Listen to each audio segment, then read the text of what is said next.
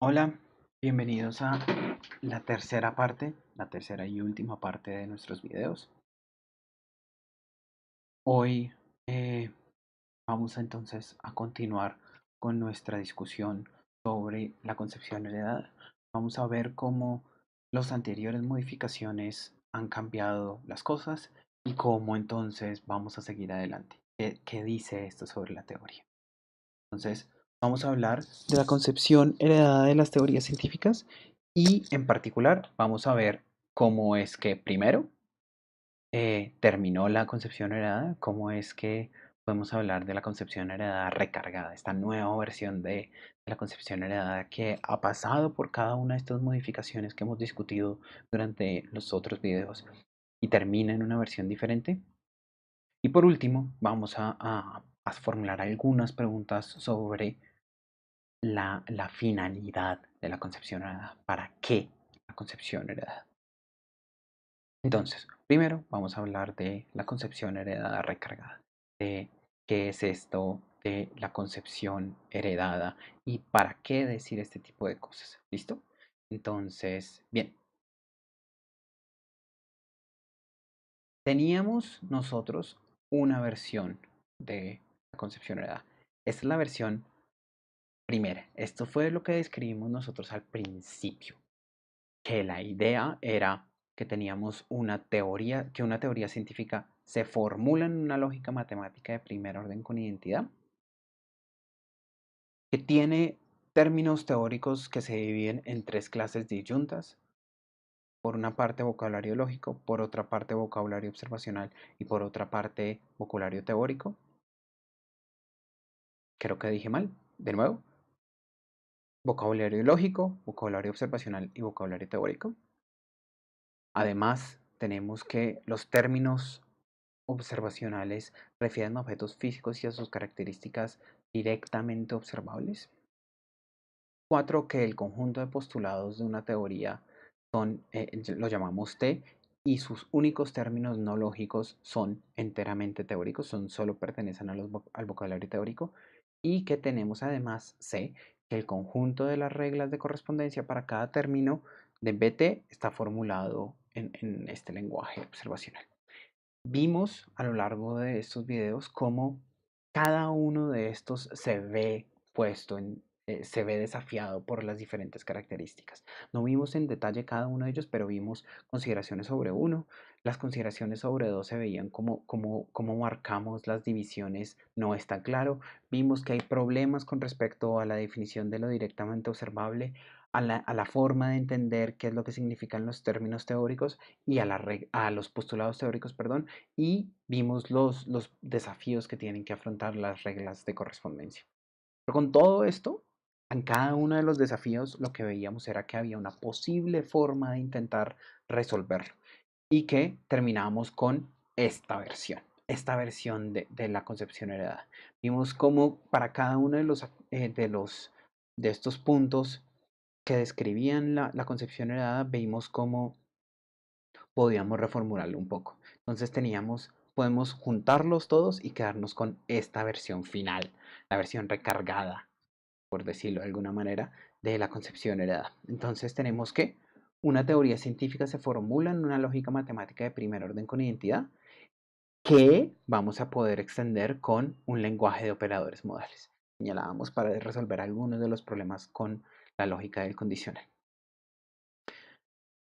Esta división ya dijimos que había algunos problemas, pero señalábamos que la íbamos a mantener igual. Con Quine vemos que hay un montón de problemas. Eh, los términos observacionales se refieren a objetos físicos o sus características directamente observables, donde ahí vimos que el directamente observables tenía unos problemas. Quedamos entonces que esto le íbamos a dejar igual, pero que el 5 teníamos que, íbamos a modificarlo, íbamos a modificar como las reglas de correspondencia ya no es uno a uno ni parcial, sino que ofrecen un sistema interpretativo de la teoría como un todo. Y este es uno de los más importantes porque nos señala precisamente uno de los del punto central de la concepción heredada, donde el punto central de la concepción heredada era discutir la relación con el mundo. Y aquí ya vemos entonces que que rompimos estrictamente con el fundamento inicial. Entonces ahí podemos preguntar qué tanto quedamos con la concepción heredada o con una formulación de un empirismo que ya no postula em, entidades a priori o cosas como los que inicialmente estaban descartando. Entonces, esta es la versión con la que nos quedamos. Y a esto podemos preguntar, ¿para qué? ¿Para qué esta forma de entender la ciencia, las teorías científicas? Entonces, una forma de preguntarse esto es, ¿qué estamos afirmando cuando estamos afirmando que hay una teoría científica? Se entiende como un conjunto de postulados teóricos y unas reglas de correspondencia. ¿Qué estamos diciendo ahí? Y la idea es la siguiente. La idea es examinar cómo es que nos sirve para entender las teorías científicas. ¿Por qué? Porque las teorías científicas no se formulan como dice la concepción heredada. La concepción heredada dice que las teorías científicas son sistemas axiomáticos. Las teorías científicas no se formulan así de esta manera. Entonces, ¿cuál es la idea? La idea es que esta formulación axiomática, TC, los postulados más las reglas de correspondencia, ofrece una explicación del concepto de teoría científica. Nos permite entender qué es una teoría científica, cómo es esta teoría científica, cómo funciona, cómo se relaciona con el mundo. Lo podemos entender, eso es lo que ellos están buscando en términos de este sistema axiomático. Entonces, para ponerlo en los términos que vamos a estar utilizando, TC es el explicatum, el que hace la explicación, y las teorías científicas son los explicanda. Ustedes que saben mejor latín que yo, pueden revisar la pronunciación. Espero no estar tan mal. Seguramente hay algunos problemas ahí. Pero bueno, entonces, explicatum, teoría científica, lo que está haciendo la explicación, y las teorías científicas, perdón, TC, sistema axiomático, y las teorías científicas son aquello que se está explicando. Y detrás de esto, detrás de esta idea de que un sistema axiomático explica la teoría científica, hay una concepción particular de qué es una explicación, de cómo se va a relacionar, se va a relacionar lo que se explica y lo que explica para poder efectivamente dar una explicación. ¿Por qué?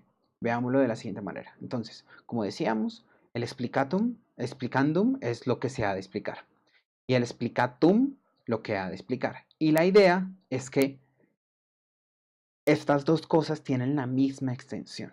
Estamos hablando del mismo objeto, del mismo objeto, en este caso un objeto abstracto, que es una teoría científica, que tienen la misma extensión, pero de diferente intención. Esta diferencia entre extensión y extensión es una forma de capturar algo que es em, difícil de señalar teóricamente, pero que podemos entender por medio de ejemplos. Una de las varias formas en que lo hemos presentado en clase es que no es lo mismo hablar de la tercera persona que está sentada de la izquierda a derecha, a hablar de, por ejemplo, como lo habíamos examinado en clase, Rubén, que de hecho es la persona que está en el tercer puesto de izquierda a derecha. ¿Por qué no es lo mismo? Porque si bien podemos estar hablando de la misma persona, hay cierto tipo de información que nos es más fácil de utilizar para entender cosas si si lo entendemos como Rubén o lo entendemos como la tercera persona la persona que está en el tercer puesto de izquierda a derecha. ¿Por qué? Porque hay diferentes formas de pensar. Nosotros podemos pensar, si yo les pregunto, si yo les digo, Valerie está en el cuarto puesto, ¿dónde está en relación a Rubén? Esa pregunta no parecemos tener suficiente información. Si pensamos a Rubén como Rubén, no tenemos la información suficiente para poder para poder responder a esta pregunta. En cambio, si pensamos la pregunta como Valerie está en el cuarto puesto de izquierda a derecha, hay una persona que está en el tercer puesto de izquierda a derecha. ¿Cuál es la relación entre Valerie y esa persona? Ahí podemos responder inmediatamente. Pues están uno al lado del otro, porque Valerie está en el cuarto y hay una persona en el tercero. Están uno al lado del otro. Hay ciertas formas de hablar de las cosas, en este caso de una persona, que permiten cierto tipo de inferencias, hacen más fáciles cierto tipo de inferencias y en esa medida hacen más fácil entender cierto tipo de cosas. Aquí lo vemos como hay una inferencia que es más fácil de hacer si lo entendemos así o así, que, se ven de la misma manera con las teorías científicas. Que la idea es que cuando vemos a una teoría científica en cómo, ya no como la teoría científica que es sin más, sino bajo este modo de presentación, por falta de un mejor nombre, disfraz de la teoría científica, el cálculo proposicional, el cálculo axiomático, perdón, este TC, estos postulados teóricos y las reglas de correspondencia, podemos apreciar mejor cierto tipo de cosas. ¿Listo? Entonces, cuando hacemos eso, podemos llegar a consecuencias útiles, podemos entender mejor la ciencia, se supone. Entonces, la idea es que esto que estamos explicando, esto que estamos explicando, las teorías científicas en la práctica, se pueden entender mejor gracias al explicatum que trae consecuencias útiles, es más simple como sea posible y que tiene la misma extensión que la teoría. Estamos hablando de la misma cosa. Entonces, dado esto, nosotros quiero enseñarles un punto donde se ve directamente la utilidad de la concepción de edad. Nos permite ver, entender mejor algo sobre las prácticas científicas. En particular, nos ofrece una explicación de qué es el progreso científico. ¿Listo? Entonces, con eso vamos a terminar nuestra presentación sobre la concepción heredada. Entonces, ¿qué es el progreso científico según la concepción heredada? Pues una de las primeras cosas va a ser mayor exactitud de las predicciones. Entonces, el progreso se llega cuando entendemos mejor las cosas y eso se ve en el hecho de que podemos realizar mejores predicciones.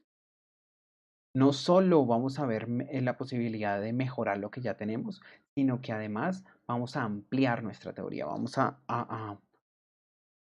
ampliar el dominio sobre el cual vamos a poder ofrecer explicaciones y predicciones. Por ejemplo, hay cosas que de los cuales no teníamos ciencias, como el electromagnetismo, es uno de los ejemplos que les presentaba, y que con el progreso científico viene ciencias que estudian estos nuevos fenómenos. Además, vemos que el progreso científico toma la forma de la reducción de una teoría a otra, de una teoría más particular a una más general. ¿Qué significa aquí reducción? Hay un montón de discusiones sobre las relaciones de reducción. Por ejemplo, si la química se reduce a la física, si la biología se reduce a la física, si la psicología se reduce a la física. ¿Y eso qué significa? Que en últimas la pregunta es, si la química se reduce a la física, es porque todo lo que tiene que ver en física se responde en últimas o se va a poder responder en últimas en términos puramente físicos. De cierta manera, las ciencias que no son físicas se pueden, son formas de hablar, pero que en realidad no son necesarias. Eso es el tipo de cosas que dice alguien que afirma que la química, por ejemplo, se reduce a la física. Entonces, piensen en el tipo de imagen que presenta esta forma de ver el progreso científico de la práctica de la ciencia. ¿Qué estamos diciendo con respecto a la ciencia, la relación con la verdad y el progreso cuando decimos este tipo de cosas? Una de las cosas importantes es que el progreso científico, entendido como la mayor exactitud de las predicciones, la ampliación de los fenómenos estudiados y la reducción de una teoría a otra más general, eso implica que el progreso científico se entiende como un refinamiento de lo que ya hay. Siempre vamos avanzando más. Lo que estamos haciendo es lo mismo, pero mejor y más. Y ahí tenemos un montón de preguntas que vamos a ver, que vamos a explorar más en detalle con Popper, Kuhn y con los demás científicos, los demás filósofos que vamos a estar examinando. Entonces, con esto terminamos nuestras sesiones de video.